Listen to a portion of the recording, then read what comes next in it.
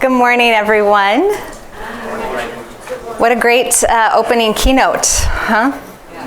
It was dynamic and all the right cartoons and slides, and I'm thinking as Kent was presenting, how does he find like the most appropriate signs and cartoons? And that would be like a full-time job, right? Anytime you go somewhere, just take a photo and store it in your file because you'll be using it.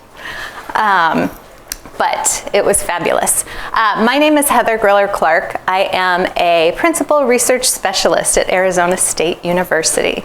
And I am joined by my colleague, Dr. Sarup Mathur, today.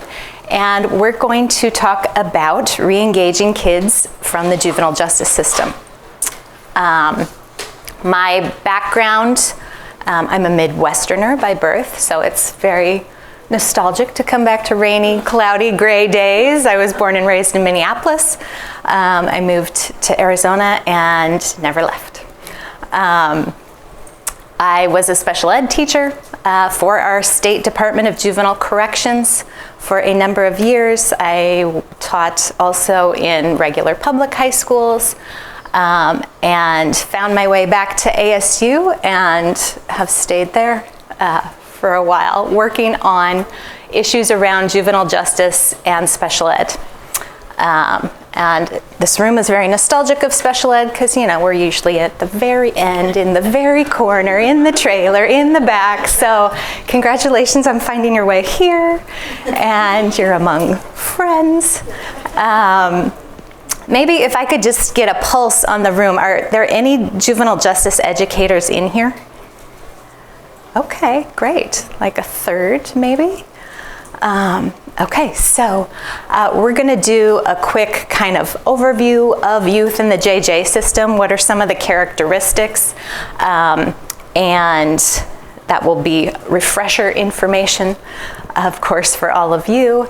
And then we're going to talk about the term engagement and how we've used that in our programs and practices that we've provided and our research. Then we'll talk about some effective strategies. We'll share some effective strategies for promoting engagement with you. Sarup is going to talk a little bit more in depth about some of our research outcomes, the youth outcomes related to the projects and practices that we've implemented, and then we'll share some resources with you and have some time for dialogue at the end. And I was told I need to stay in this strip right here, so I won't be using my best teacher strategies of proximity and, you know, engaging you that way because we're being videotaped. All right, so the title of the conference this year is something around vulnerable youth, right? Engaging our most vulnerable youth or something like that. These are the most vulnerable of the most vulnerable youth, right? Youth in the juvenile justice system or that have been involved in the courts. We know that those kids have a much higher prevalence rate of special ed needs than the general population. 35 to 50% is a conservative estimate. Some facilities, you know, have closer to 70% of their population diagnosed with special needs.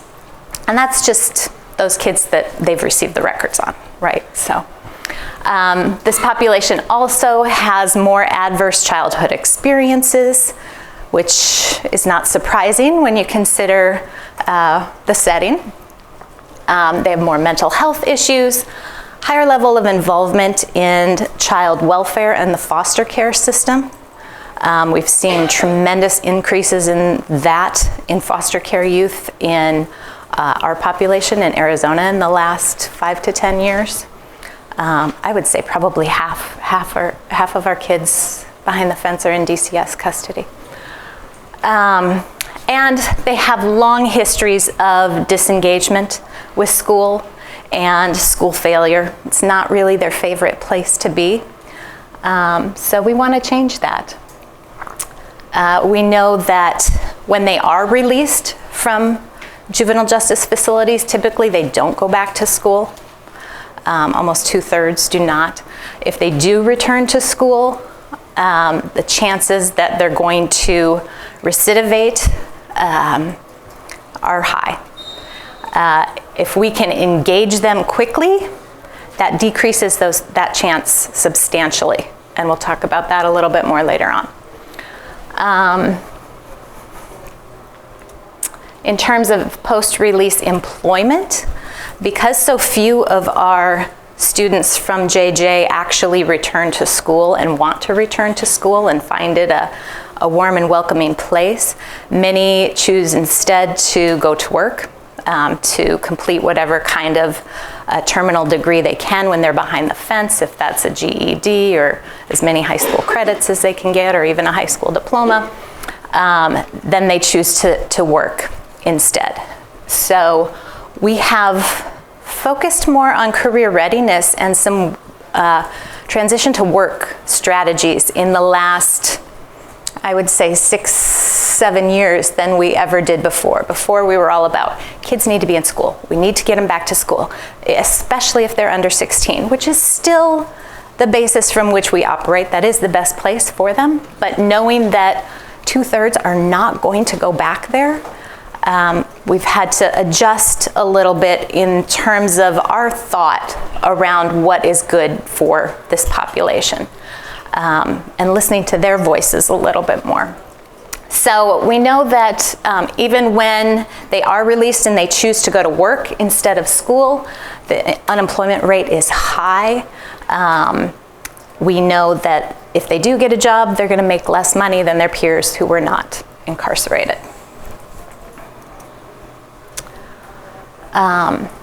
So the term engagement has been used in a whole lot of different ways when talking about engaging kids in school, when talking about youth in the juvenile justice system. And we took a deep look at that a number of years ago and decided that engagement really is a protective factor. So once you get kids engaged in something, their outcomes are going to be better in the long term. And Sarup is going to really talk about the statistics around that and what we found in our research in a little bit. But engagement can be considered a protective factor, right? The more you're engaged, or if you're engaged, the more likely you're going to have positive outcomes. Engagement is not static. We know that. Once a kid is enrolled in school, that doesn't mean he or she is going to stay in school, right? Once you come to this session and your eyes are on me and you're cognating and thinking about it, that doesn't mean you're going to stay engaged. It doesn't mean your phone's not going to beep and you're going to be like, okay, I'm out now. So engagement is dynamic. It changes over time. And we need to recognize that in our students and the students that we serve so that we can provide supports all along that journey and not just say, oh, they're enrolled in school, I'm done. My job as a transition specialist or a parole officer or whatever, it's done, I'm good, successful outcome, check. No, it's fluid and it changes constantly. Productive engagement is the goal of reentry. So it's not just enough to show up at school. That doesn't really mean that they're engaged, does it? Just because their body is there. We want them to be productively engaged. And by productive engagement, these researchers have defined it. It's that motivation to engage. They have a desire to be there. It's not just that their body is there. And their actions convey that desire.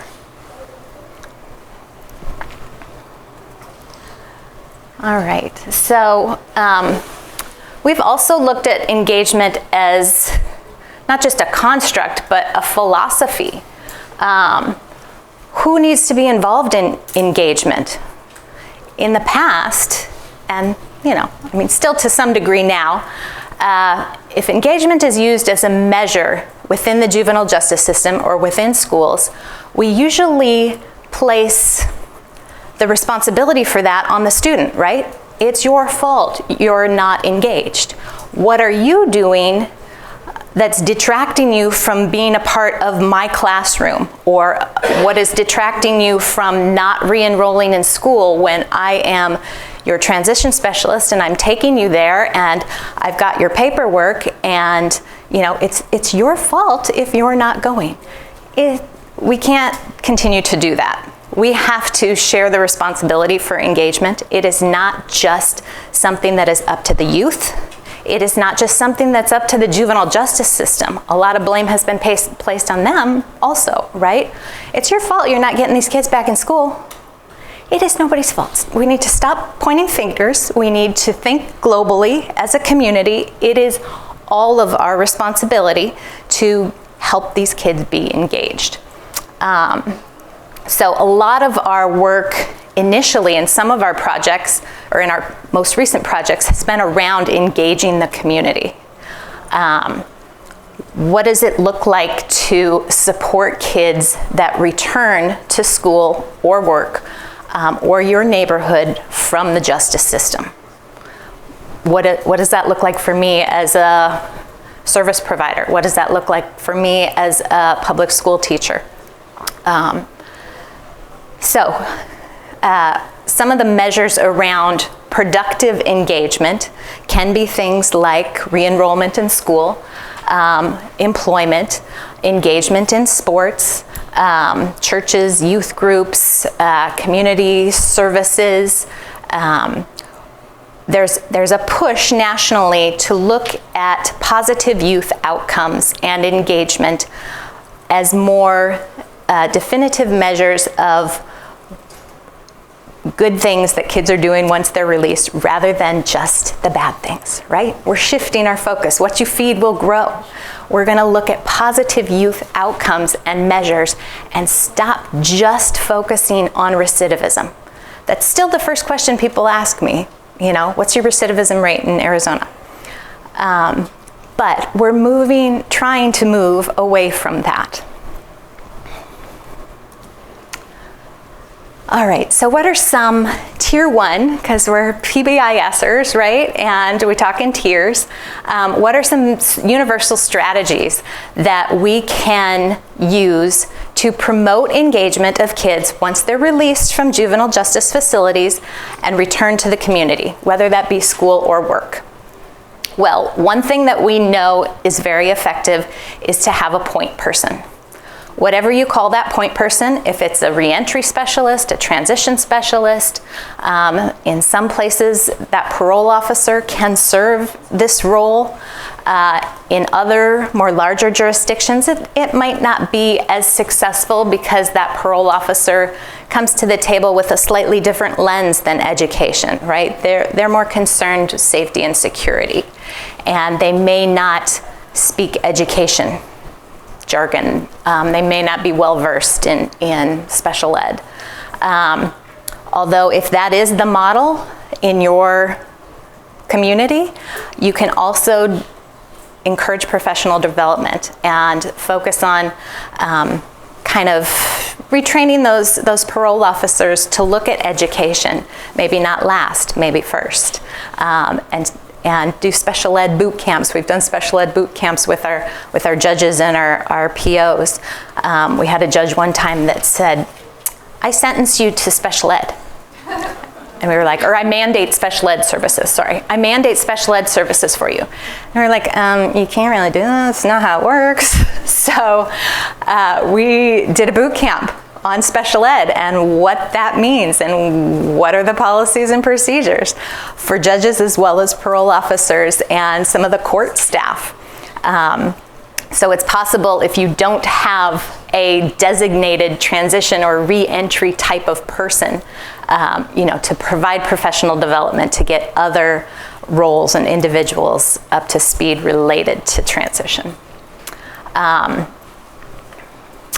So that's one strategy we know works. We also know that there needs to be some kind of written plan, right? Kids need the expectation. The adults around them need to know what the expectation is. It's not enough just to post that rule that says no running. How do you define that? Or be successful. don't commit any crimes. What does that mean for that individual? So the reentry plan needs to have goals and objectives in it, and they need to be tangible. They need to be something that the individual can actually achieve. It's not some lofty goal that may or may not ever be achieved. Be a successful citizen. Okay, let's define that a little bit more clearly for a 16-year-old. What exactly does that mean? So one of the ways that we can, one of the vehicles we have for talking about transition plans and setting goals and learning how to set SMART goals and make decisions based on those goals is this Merging Two Worlds curriculum. So underneath each of these bullets, you'll see some resources related to that. And we've also got a resource list at the very end, so you don't have to jot these all down. The Merging Two Worlds curriculum is a free resource. It is a cognitive restructuring transition curriculum that was authored in Arizona specifically for this population a number of years ago. It's been adopted by many different settings, many different agencies across the country. It's been adapted in a number of different ways. There are a lot of versions of Merging Two Worlds now, so if you've ever heard of it or if you've ever seen it, your version may not, or that version may not be the same as somebody else's version, which is one of the strengths of that curriculum. So another one of the strengths is really the cognitive restructuring piece that's embedded in it, because a lot of, if you think about transition type curriculums, they can build skills around soft skills that you'll need in the workplace, showing up on time, getting along with your coworkers, how to write a resume, those kinds of things. They can talk about transportation and having resources and all of that. But what many of them don't have is that cognitive restructuring piece. That how do I take a 16-year-old who has a history of involvement in the juvenile justice system, is not motivated to go to school or work, has all these ACEs and special needs and everything, and how do I get him or her to set a positive, realistic goal around engagement once they're released? And so the curriculum really speaks to kids because there's a lot of diagnostic stuff in it, and it gets them to talk about themselves and what they value. What's important to you? What are your values? What are your beliefs? What is sort of your personality, and not just the little personality trait assessments, but what are things that you like to do and what are things that are important to you? And let's build goals based on that. And then when they make decisions, how do you make a decision that values or enforces the goals that you've set for yourself? These aren't the goals that I set for you. Oops, I better not touch that microphone. They're the goals that you've set for yourself. And so you keep bringing kids back to, well, what do you value? If you value your freedom and you want to be with your family, that's what you told me, and that's what's written into this goal. That's kind of the foundation or the framework of this goal is your freedom. Then how does your decision making reflect that? Is it really the best choice for you to get in a car with your homie that you know is probably not their car? And so it's got a lot of different scenarios like that in the curriculum, and kids can walk through that decision-making process. There are also some mantras that are very reminiscent of PBIS, right? Decide with pride is one of them. Stop and think is another one. So, we're teaching kids not just how to make decisions about themselves or for their future, but also reinforcing them in steps, easy to break down ways that are digestible for them and they can actually understand. All right, so that's part of the reentry plan. Academic and vocational programming, we know that they need good, strong, rigorous academic and vocational programming. Again, Sarup will talk a little bit about that and some of our recent projects that have helped kind of infuse and support some of the core programming as well as the vocational programming they have in our local facility. Another universal strategy that is good practice and we have always known, we maybe have not articulated as clearly or as prominently as we should, is we need to listen to the voices of the kids we serve. Okay, frequently what happens in JJ settings is, I'm the adult, I'm in charge, you're gonna listen to me, I know what's best for you, don't question me. I know what's best for you. Even though you've told me, if I place you in this residential treatment center after you're released, you're gonna run because you've been there before, because it's an icky setting, or because your family is in a different town. You've literally told me to my face, if you put me here, I will run. And what happens? We still put them there. Really? Like, who needs education there? That is clearly us. We are not doing any favors to the kids that we're serving. So we need to listen to their voices. We need to listen to not just what they value, believe, and how they set their goals, but also to what they think their barriers are gonna be. That's one of the very first things our transition specialist would do when she would meet a kid. Day one, right? And my JJ folks know that we preach transition begins day one at the facility. My goal is to help you get released. My goal is not to make you a better inmate. My goal is to help you get back to that community and to give you skills and supports you need when you're there. So transition begins day one, and we need to listen to their voice.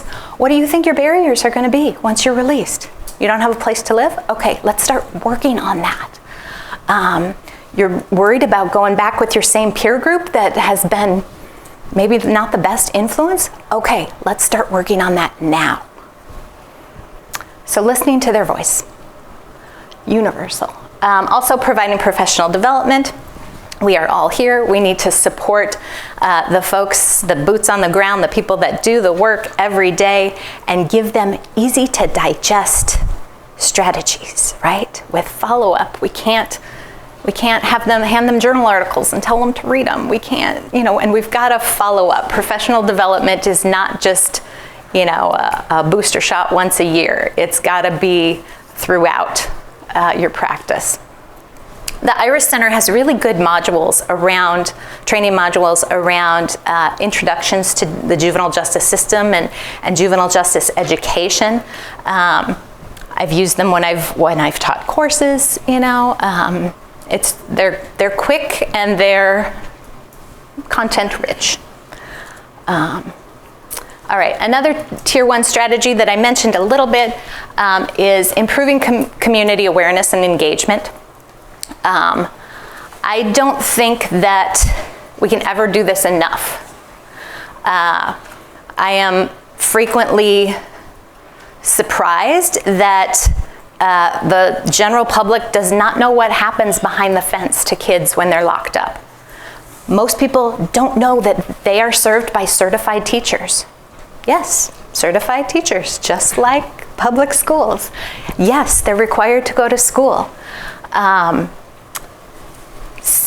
Even awareness in our own communities, and as the world grows and more resources are available, it's harder for people to know the best fit for each student you serve, right? I can't possibly know all the resources around vocational preparation in the Phoenix metro area. I mean, that's not my area expertise, but there's somebody in my community that does, or they can point me to something that has those resources laid out for me or for my student. So when you invite people to the table, they're very willing to come, and I think sometimes we find that it's hard to work in big groups, so we stop inviting, and we focus on a core group because we have a lot of work to get done and we want to get it done. But every now and then, you know, reach out again, make new connections, invite new people to the table, because the more they know about what you do and what the needs of your students are, the more likely they're going to connect you maybe with some resources that you're not aware of or that you haven't utilized in the past. We also know that we need to monitor and collect data.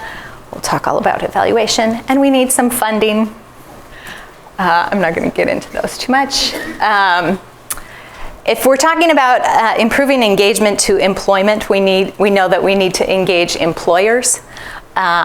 We have recently brought quite a few employers behind the fence at our facility in Arizona. We have a brand new NSF grant that we're going to use to engage more employers, specifically in the STEM field. We need to make sure that the whatever CTE programming we're providing is relevant to the employers. What are they looking for in their new hires? And a lot of them have told us, you know, I can train them to have the skills they need. They need the soft workplace skills, right? I want somebody who's going to show up. I want somebody who's going to get along with everybody else, who's going to know how to call in sick when they're sick and just not stop showing up to work. All right. I'll let Sarup talk a little bit more about that later. If we have time, we can talk about, we did a Arizona-wide employer survey this past year about getting kids back to work and how willing those employers would be to hire kids. And the results were somewhat encouraging and surprising in some ways. Okay, tier 2 and 3 strategies. I talked a lot about merging two worlds already. There are parts of that merging two worlds curriculum that is a universal in our juvenile justice facility. Every student gets some parts. Whether they take the full-blown class or not is a tier 2 strategy. Relationship building, that individualized support, is not always feasible for every kid at the facility. Right? There are kids that are going to be there for short periods of time. There are kids that are going to turn 18 quickly and they're going to be released, and they're not assigned to a reentry specialist or a transition specialist because the jurisdiction for that agency ends at 18. And so it's really voluntary whether they want those services and supports after that. Small group programming, whether that be CTE or anything else. Individualized transition planning. While we say we do that for everyone, we know that it's a lot more individualized for some than others. There's still those blanket transition plans out there. There's those blanket IEPs out there. Personalized community supports, that goes along with the individualized transition planning. Whatever those kids need in the community, that becomes a tier 2 and 3 service because they're so individualized. All right. So I'm going to let Sarup talk a little bit about some of the outcomes related to engagement and some of our research. And then you have to hold it, yeah. You want me to clip this on you? Here, let's put it, you want to put it on there? Okay. Or maybe here. Okay. Hello, can you all hear me now? All right. So I'll have to hold this, you know. I didn't come equipped with all this kind of stuff. I am Sarup Mathur. I'm a professor in Arizona State University. I'm in the Mary Lou Fulton Teachers College, so my job primarily is to prepare teachers. Okay, I am originally from India, been here for a very long time, so I belong to this place a lot more than I belong there, but I still, you know, I'm more like a transient person, you know, goes back and forth and so forth. So my experiences are a little bit varied in that sense that I bring some other kind of perspectives, and I was trained in behaviorism, and I now call myself a transformed behaviorist. Because pretty clearly in the last 5 or 7 years, I have started to recognize that when we were defining engagement in some very superficial, definable, accountable, countable, measurable terms. We were really not looking deeper into it. And it was really required of us to look at those motivational aspects of these kids and to actually work on those deeper layers so that we could actually see how we could make these kids who were so-called disconnected, disengaged, and have them re-engage in this environment. So I learned that, and I became a little bit humble. I thought, okay, it's fine if this whole fancy of becoming a behavior analyst, I'm on BCBAD and all that kind of stuff, whatever. And I recognized it was extremely important for me to really look at other paradigms who tend to add a lot of information. So my approach to these issues has become more interdisciplinary. So I look at things differently. I bring in these things in a different perspective now. So why focus on engagement? Because what we have done in the past 20 years or so, we have created this image. Okay? We have somehow focused upon safety so much that we have created a population of disadvantaged people. We are very concerned about the definition of diversity, culturally appropriate pedagogy, which is awesome. We also have to look at what we are doing, right? So we have created this, and we are known for this. If you go to Google Scholar or do some research on that and say, you know, the prevalence data of incarcerated people across different nations, which country comes first? The United States of America. Do we want to be known for that? I wish we were known more for education, rehabilitation, taking care of issues of mental health. We have profound wisdom in this country on those things, and why we have created this. So that's something to really think about. The next thing that I want you to remember is, I don't know, however, many people actually know about this. How many people do you think in the population have records? Do you know? It's 1 out of 3. Do Google search, check me out. If that's the prevalence of this population, what are we doing? Very recently, we have started to notice that initially when we would go for all these presentations, we would have a couple of people. The presenters would talk among themselves, a couple of people who were interested in the topics. It has changed. We go to community colleges, we find people really listening to us because their cousin, their daughter, their son, their uncle, their dad, they all have gone through some of this kind of stuff. That's what we have created. This is how engaged we are. So, look at this one. We're talking about college diplomas, right? And what we have done, we have more people with arrest records than we have people who have college diplomas. So I mean, look at all this perspective. It's so nice to talk about these good ideas in isolation, in each of your discipline. Well, we got to look at all these things, how they are affecting our communities. So that's how engaged we have to be. When Heather was presenting some of these ideas about engagement, and when she talked about the role of transition specialists, and then she talked about community engagement, and she really made it very clear that it was extremely important that we understand that we're not going to be successful if we are only focusing on youth engagement. That the problem lies with the kid. There is a skill deficit here, doesn't know, has trauma, has mental health needs, has special ed needs, all these problems. Now, you know, at age 15, you're released, or 17, now figure it all out. I'm getting very close to be retired, say like 5-7 years. I am dreading that time because I know I'll have to go to Social Security, I'll have to understand Medicare. Think about me, I don't have an arrest record. I'm educated. I have a problem in actually navigating through those systems. How do we actually expect a 17-year-old with a lot of vulnerabilities to go out and fix his or her life on their own. So the definition of engagement has to become inclusive of what we call community engagement. It's extremely important that everybody knows about this thing. Interestingly enough, when we started doing our work in 2013, the very first thing we decided to do was let us just measure the collective wisdom around us. Okay, so we did a survey of community engagement of our stakeholders. People who were working with us, people who were receiving these kids, people who ought to know, people who were representing, schools and different kinds of agencies, all kinds of child-serving agencies. And what did we find?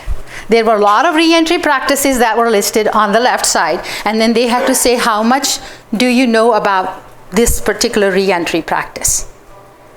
We had a lot more people saying, we don't know. It was a very common answer. And that wasn't an excuse, was it? Just by saying, I really don't know if this agency or my agency is actually using this particular reentry practice for making sure that this kid is going to be successful. If you don't know and you're in it, that's what engagement means for all of us. Okay, so it's extremely important. So now I'm going to talk about a little bit of the projects that we have been doing and how this understanding about engagement has come to fruition, at least in our minds, that it can't just be confined to that kid. Okay, we can't say that the kid is not engaged. We have to also see whether the environment was there, whether the teacher was engaged, whether the transition specialist was engaged, whether the facility was engaged, whether the school was engaged when they were released, all that kind of stuff. So the measurement is going to become difficult. Just because we were able to superficially identify and define these kinds of behaviors doesn't mean that by adopting those kind of reductionistic approaches, we're going to be successful. It's very important that we embrace the complexity of this issue. Okay, so in that first project, that we worked with kids who were having special needs. We were funded by the Office of Special Education Programs, and our focus went on those tier 1 practices for everybody, but we were focusing primarily on the kids who had special needs. We had a designated transition specialist who was offering a case management approach with personalized kind of intensive supports for kids who she was working with. And there are some things that to remember. What does this personalized support means? What does it look like? It starts from pre-release, from the day when the kid actually arrives, like Heather mentioned, and it actually continues post-release. And how long it needs to be there, we're going to talk about that too. It can't just finish, bye-bye, you're done, you're post-release and I'm done my transition specialist job. No, it also has to be looked at what their caseload has to be. We recognize that our transition specialist had on an average 14 students on a one given day. Whereas we have also noticed that transition specialists have like 80 or 90 or 100 or something like that. And they have a transition specialist, but their loads are pretty high. So these are some issues that we have to understand. And then we can't just rely completely on probation or parole, for that matter, to actually provide those kind of aftercare supports. The role of transition specialist needs to be extended. So we're going to talk about that. So we learned all that kind of stuff through the very first project. And before that, we were also working on Arizona Detention Transition Project, where we actually learned how important it was to target on early engagement.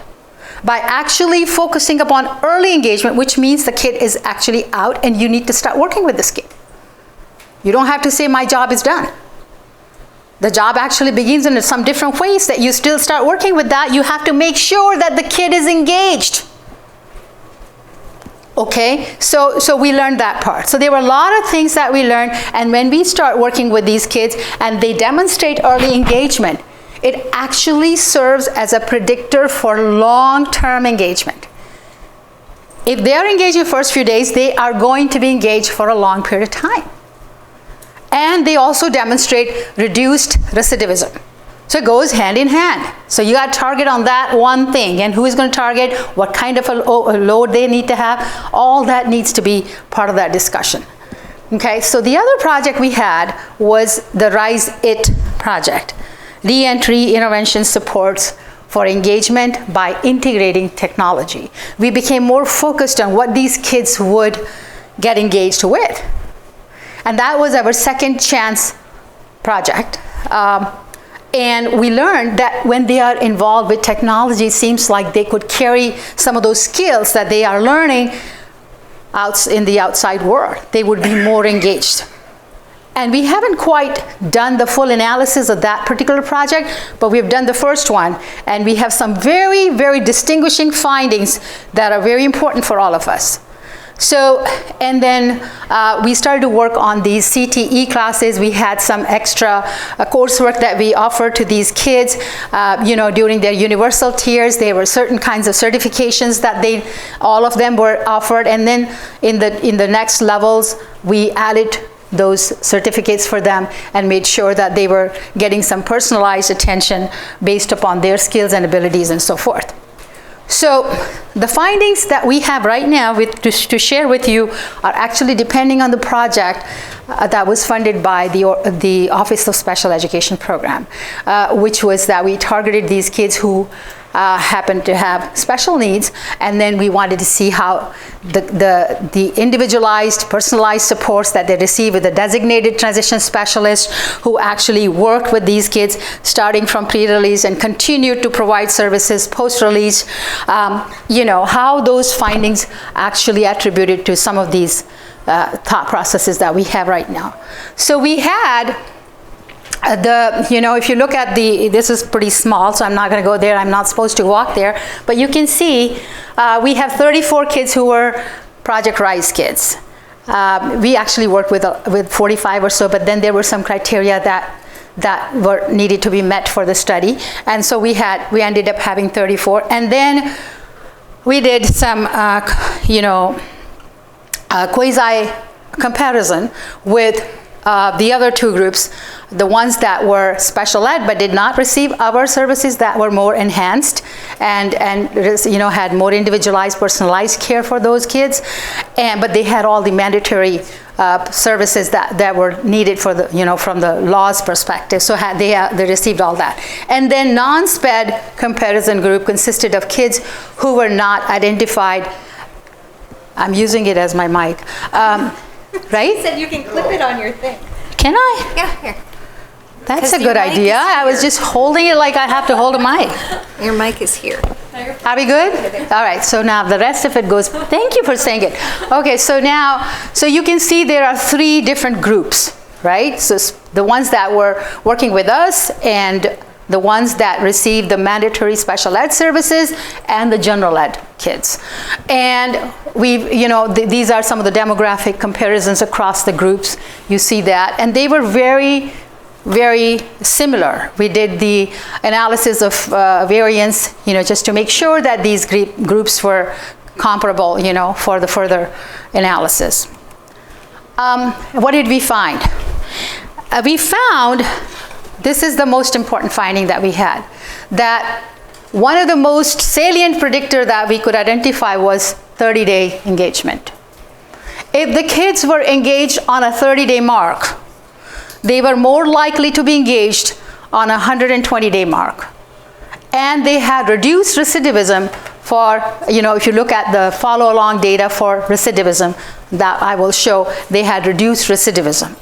So we need to target that 30-day mark. And what did we do for that part? So you can see that we made sure that for those kids who were working with us, that we were working on transitioning them really deliberately, intentionally, systematically. We had transition team, our transition specialist who was working with them. We made sure that they had transfer of records. These were all universal strategies. I mean, we made sure that the linkages were established so that the transfer of record would become more effectively and seamlessly. And then we provided them with some kind of evidence-based practices that were listed by Heather when you went through tiers 1, 2, and 3. Those when we used evidence-based curricula for transition needs and so forth. We monitored their progress, and then of course we made some changes in our own practices. So the most important piece that we had was a designated transition person to work with these kids for beyond post-release. And then we found that among all the predictors that we had, early engagement was the most significant predictor, regardless of their groups, which meant that all the students, whether they were in the RISE group, special ed group, the other one that got the law things but not the RISE things, and the general ed group, they all were doing better if they were engaged on a 30-day mark. However, the kids who were in RISE group were doing even better than the others. So you can see if we didn't have the RISE services, but if we were targeting early engagement as our goal, we could have done a lot better. So I think we need to move into that direction, and we have to have a designated specialist for that, transition specialist. Now look at these findings. And I'm not going to say the statistical, the log, what is that, the odds log ratios and all that. Okay, we're not going to go there. So look at the top line, because I can't go there and show that to you. So the top line is the RISE line. That was our project. So you can see the x-axis, the survival function axis, is showing how much could they stay away from recidivating. Without getting engaged in a criminal behavior is their survival. Okay? If you look at that graph, it tells you whatever they had to do. They did it in some initial days, the very first 30, 40 some days, a month or something. And then they were stable for 2 years. And look at the other two groups.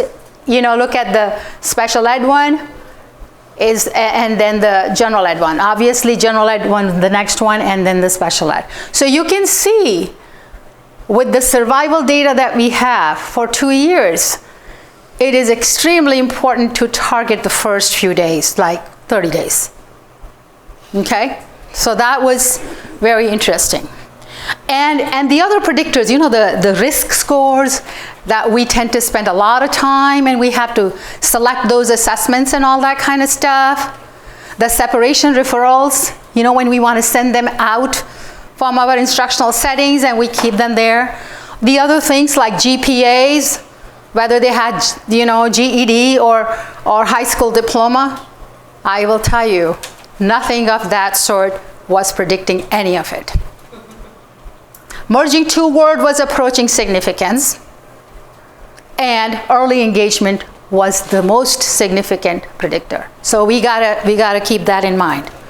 So now we have started to compile our next project that we have just finished on the 30th of September. And now we have this month to really get into this and analyze it. We actually have started yes? Just a quick question, and I might have missed it at the beginning, but in that RISE group, were there any individuals, any students with disabilities in that group, or were they only in the special ed? They were all special ed in RISE group. Oh, okay. The RISE funding was only for special ed kids. Okay. So then what we did is, for having that cross comparison, we had non-RISE kids who had special needs but were receiving all these mandatory services. And then we had general ed kids who were receiving their traditional stuff that they received. All right, thank you. You're welcome. So now so we have so far provided services, integrating technology services to 1,010 students. Okay, we have offered 1,222 courses to these kids, And these are the numbers. 181 of these kids have high school diploma or GED. 538 kids have participated in Merging Two Worlds, either at the tier 1, okay. And then we have the next 117, which is more personalized and more targeted. And then we had vocational certification, 709 students. So right now we have descriptive data for us to share.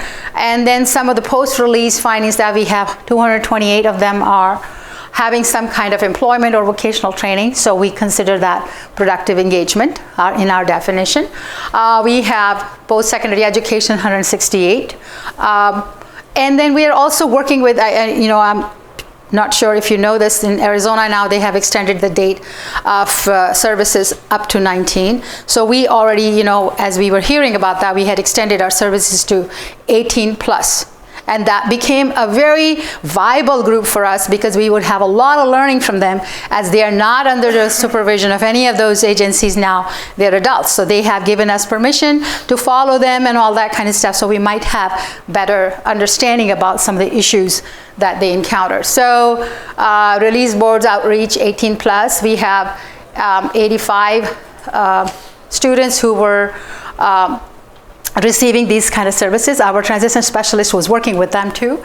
And then there are some other 21% for post-secondary vocational education, and 46% are currently employed. So we kept that descriptive data, and we are going to be having some more analysis soon. Now I'm going to ask, because Heather was really doing this work with employment and looking at the employer's engagement with these kids. What happened? So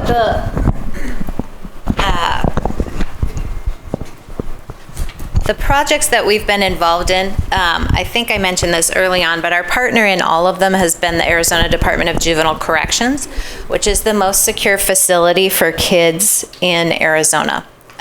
We only have one actual facility in its heyday, as I was mentioning yesterday, which was really its hell day. We had 4 facilities. We locked up more than 1,000 kids in Arizona 15 years ago. Now we're down to 1 facility, about 200 kids behind the fence in the state-run most secure facility for youth. Of course, there are youth that are charged as adults, and those are in the adult facilities, and then there are detention. In Arizona, detention is run by the counties. So there are 13 out of 15 county, with 15 counties in Arizona, 13 of them have detention centers, and those are short-term stays for kids. And we've done work with them, with the detention centers, quite a bit over the years, but the projects we're speaking about today have taken place at the long-term correctional facility. And they're a very receptive partner because we bring them money, right? So we're the ones that write the grants. We say, hey, partner with us, we'll give you money, we'll give you services, we'll give your kids supports. So they've been very receptive to that. Before I talk about this survey, does anybody have any questions about any of the projects or the data that we've shared with you so far? Yeah. The numbers that you showed for success, like the kids that had... The 3 groups? Yeah, was that just based on not attending again? Was that how you determined if they were successful or not? Yeah, in that study, yes. We, that was recidivism was the main measure. And that one was smaller because the funding was just for kids with special needs, right? So our target population were kids with disabilities, and they, of course, because we're a university coming into a facility, they had to consent to participate. So that's why our numbers weren't higher. We adjusted as we went along too, because when we initially wrote that project, we thought we would be able to serve a lot more kids. And our logic for bringing it to the facility was they did employ transition specialists, but they were very similar to parole officers in that they had a caseload of 90-ish kids, and they were tasked with serving, the entire state. And so the logic was, well, let's just focus on kids with disabilities. We know that they have more needs than their non-disabled peers. Let's create a transition specialist position just for kids with disabilities. And because it's a state agency, they can't create a position based on soft money. So our transition specialist was an employee of ASU as opposed to the facility, which in the long run actually worked out better, because many juvenile justice facilities do not allow their staff to have contact with kids once they're released. And that's the case in Arizona. There's actually a law that prohibits it. So our ASU employee, transition specialist, was able to follow those kids post-release. So that's how we were able to collect data. And you know, this population is really transient. It's hard. That's why there aren't a lot of longitudinal studies on outcomes of kids from corrections, because one, they turn 18, and two, they're really hard to track. Did you have a question?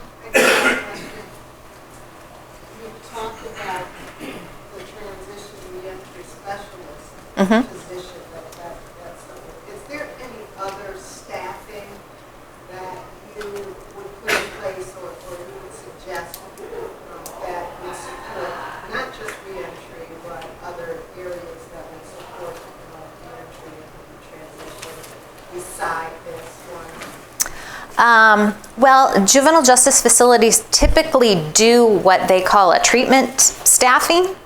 And all of the people that are involved in that kid's rehabilitation or treatment, they generally staff or they meet once a month is kind of typical. And so you'll have people from the housing units and mental health and education and counseling services, and they'll all staff the kid. So is that kind of what you were referring to? I guess I'm thinking more in a public? In terms of implementing PBIS and whether a specialized PBIS team could be, like if we wanted to create a position. We come from Maryland Department of Juvenile Services. And so if we were to think about a staffing pattern that would support our PBIS efforts, that sounds like a good position for someone, but I'm wondering, beside that, are there other people that can be designated for a purpose that supports this, that so sustainability Absolutely. is there and it's not part of someone else's responsibility? Because I understand Right. the team effort Right. and the multidiscipline effort Right. for staffing, but I'm thinking they also have a lot of responsibilities in their own job. Yep. So, what was that PBIS coordinator type position Yes. we were talking about? But it sounds to me that beside that, reentry, this and that, it still needs to be a team effort for PBIS. Right. Perhaps we can carve out some positions and rewrite some roles. Yeah. Absolutely. I know there are going to be some, Simone's got his hand up because he knows resources for you. There's a community that does work around PBIS in JJ facilities. And Sarup and I are kind of adjacent to that community, but our good friends and colleagues, Christine Jolivet, Mike Nelson, Brenda, and several others do work specifically in PBIS in JJ facilities, and I'm sure that they can share some models with you that have been really effective. Simone, do you know any off the top of your head? Session C7 right after lunch today. There'll be 2 jurisdictions we're going to talk about administratively setting this up, and then also the positions that tend to support PBIS getting started and sustaining the facilities.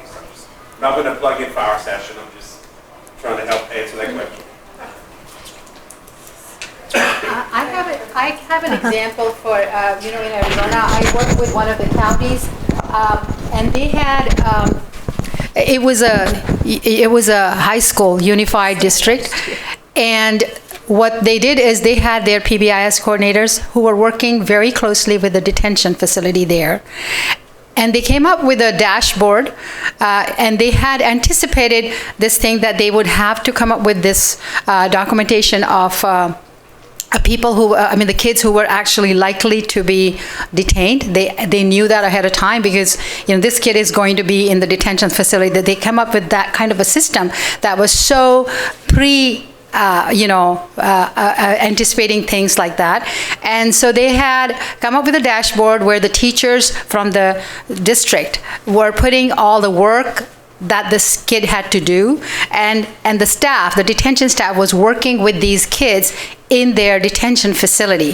So the school was working very closely with the detention facility because the way they had analyzed their data, they knew that many kids from their school were actually, for those kind of behaviors, were going to the detention facility. They had come up with that kind of an understanding, and then they were having meetings together, having these dashboards. So it wasn't ever like that the kid was released from the detention facility back to the school and was missing work, because that work was then caught up for whatever days there. So, those are PBIS type of systems that they have put together that are exemplary in that sense, but something to keep in mind. Are there any other questions we can, yeah? When you said you were talking about early engagement, how did you define that in the study? Was that just like whether or not they got an intervention within the 30 days, whether it was like tier 1, tier 2, tier 3? Early engagement post-release, whether they were in school or work, Okay. within 30 days. 30 days is the critical window To get them back. to get them engaged, either in school or work. How did you define that they were engaged? The transition specialist collects contact with the youth, every week for those first 30 days. They were like having those meetings. This is post-release, so after they're out of the facility and they go to re-enroll in public school or a vocational program or a job, they may have requirements to meet with the parole officer that are separate and apart from when they met with our transition specialist. So she would meet with them, not always in person, over the phone sometimes, or go to the school or go to the employer and say, is this kid enrolled? Are they attending? Do they have a job? Are they showing up for work? Okay. That was engagement. Okay. It wasn't productive in that sense. We didn't measure motivation for youth within that study. That'll be, yeah. Yeah, Simone. Engagement in the facility, right? Establishing that relationship. Yep. That's what we talked about. Did that happen procedurally within the first 30, 45 days, first week of the youngster's incarceration? Or where exactly did it start? I give the 30-day out. Right. Our transition specialist met with the student within the first 10 days behind the fence. So they did an initial, we called it an intake interview, and they sat down with that kid, and in some ways it was scripted because they had specific questions that they asked them. They talked to them about barriers, I mentioned. They talked to them about goals, what the kid wanted to do when they were released. And they started that running record, or they started that transition plan within the first 10 days. Yeah. So, not many kids coming out there, sometimes they still have custody or they don't, right? Right. So the transition specialists work hand in hand with the probation officer, like from Yes. health? Yes. Oh, okay. That's- Yeah. And one of the things Sarup touched on a little bit that we noticed early on in that project is that we couldn't cut off services at 18. That's what the agency does. And we had a lot of kids that were being released when they were 18, and then they were just floundering because a lot changes, and there's nothing that changes in you from one day to the next, and you're not going to have more ability to navigate your own path just because you're 18. It's in a lot of ways harder. So in every way harder, pretty much. As a parent of a college freshman this year. She is supported like nobody else, right? And she still has tremendous struggles navigating the world on her own. So how can we expect this 17, 18-year-old that doesn't have a strong support group and all the resources that my kid had, to navigate these systems fluidly? You can't. It's an unrealistic expectation. So we extended our service definition, or the definition of the kids we were going to serve, the criteria. That's what I'm trying to say. And we continued services past age 18. Because we found that's such a critical period. And we're starting to work a little bit more closely with Voc Rehab and the JJ agency to help those kids who do turn 18 not fall into an abyss. Does anybody have any other questions real quick? I can share this data with you. In that last project, the career and technology one, I mentioned we did a statewide employer survey. So we purchased a listserv of like 5,000 employers, and we sent out a SurveyMonkey to them, and they randomly got one of 3 scenarios. One scenario was about a kid with no criminal record, and he's 18 and he's coming to apply for a job. How likely would you be to grant him an interview? Then we had a kid with a violent juvenile record and a kid with a non-violent juvenile record. We asked them primarily, how willing would you be to grant this kid an interview? And then 2, we listed all of the certifications we offered in this vocational program, Rise It. And I didn't list all of those out for you, but we had them implemented in tiers. So universally, all students behind the fence got certain things. They all got an OSHA certification. They all got a Microsoft Office certification. They all got the SafeServe National Food Handlers Card certification. And then depending on their interest and their academic record, they could choose to go into different vocational courses. They have 7 or 8 different vocational certification programs at the facility. So, there were a number, Sarup shared with you those numbers of kids that got certifications in those various vocational programs. So we took all of those certifications and we also listed them on this survey and said, would any of these make it more likely for you to hire this kid?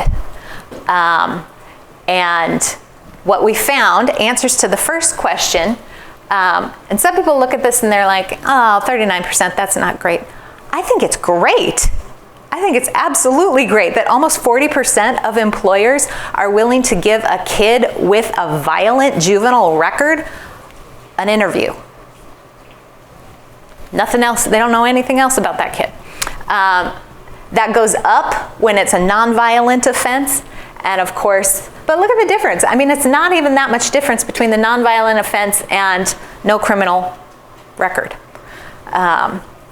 almost 62 versus 70%. So then I mentioned we listed all those trainings and credentials and said which ones of these would be more likely to influence you to give a positive or to give an interview to this kid. Passing a drug test, high school diploma was up there. References from other professionals was huge, and prior work experience, whether that was full-time, part-time. So those 2 are ones that, and the high school diploma, that we can really focus on, I think. And we're going to, in this new project, bring more employers in, have them serve as professional mentors for these kids, even though they're not currently employed. Other initiatives to promote engagement. I'm sure you've all heard of Ban the Box.